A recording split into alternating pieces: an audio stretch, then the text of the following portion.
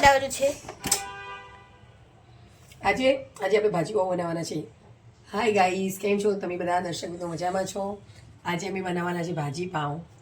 જો અહીંયા મેં બધું બાફી લીધું છે, સબ્જી વેજીટેબલ્સ. એમાં મેં બટાકા લીધા છે, પછી ફ્લાવર એટલે ફુલાવર, પછી કોબીજ, વટાણા બધું કટ કરી મિક્સ કરીને બાફી લીધું છે. અને આની અંદર મેં લીધા છે ડુંગળી, કેપ્સિકમ, ટામેટાં અને ગાર્નિશિંગ માટે કોથમીર. જો અને આમાં થોડા કાચું પણ એડ કરવાના છે આપણે. અને આ લસણ ગાર્લિકની પેસ્ટ અને અદરક ત્રણની પેસ્ટ છે એ આપણે એડ કરવા. ભાજીવાનો મસાલો છે અને રેગ્યુલર મસાલા બેઝિક. જો ગાઈસ, બ્રાઉન થઈ ગઈ છે ડુંગળી. હવે આપણે કેપ્સિકમ એડ કર્યા છે. કેપ્સિકમ મેં એક કટ કરી દીધું ગાઈસ. કેપ્સિકમ થોડા 2 મિનિટ પકવી જાય ને એટલે પછી ટોમેટો એડ કરી નાખશું ગાઈસ સાથે.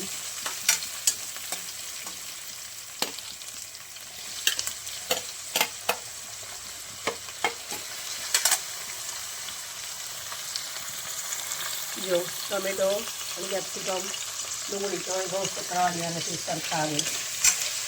જો ભાઈ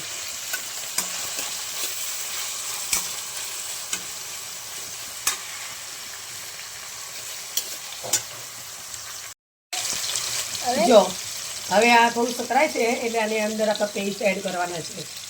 આ અદરક અને લસણની પેસ્ટ એટલે શું સાથે સાથે શેકાઈ જાય નહીં એટલા માટે જોડે એડ કરી નાખશું આપણે આમાં અડધી પેસ્ટ લીધી છે, આખી નથી લીધી એટલે બધા થઈ જાય એટલા માટે જોઈએ. અને સાથે શું આ બંને સફાઈ જાય સાથે. પછી આપણે જે રેગ્યુલર મસાલા હોય એ પણ અંદર જ કરી દઈશું. આ થોડું વધારે શેકાઈ જાય ને એકદમ સરસ એ એટલે. જો ગાઈસ, હવે આપણે શેકાઈ ગયું છે. હવે આપણે અંદર લાલ મરચું એડ કરવાના છે.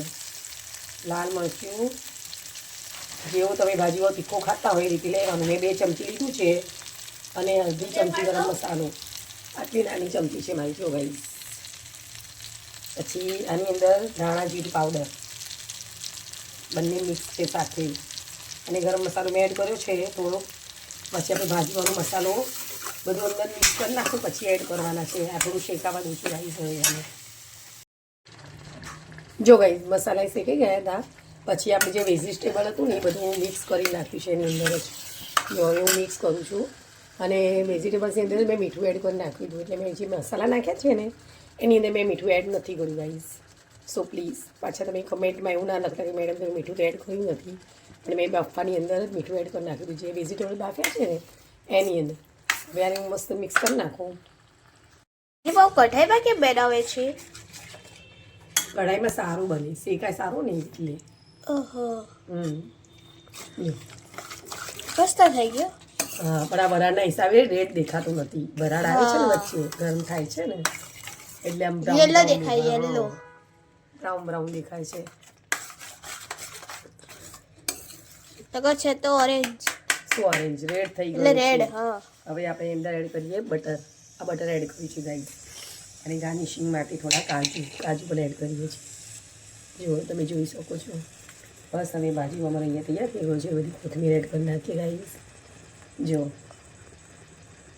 કોથમીર આપણે થોડી વધારે જ લેવાના છે. શિયાળો ટાઈમ છે એટલે સરસ એવી કોથમીર લાગે. શું કહેવું દિવસ? સાચી વાત ને? સાચી વાત. પછી મસ્ત ને મિક્સ કરી નાખશું.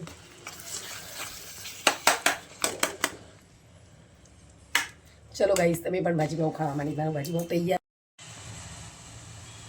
જો ગાઈસ, મસ્ત ભાજી પાઉં તૈયાર થઈ ગયું છે.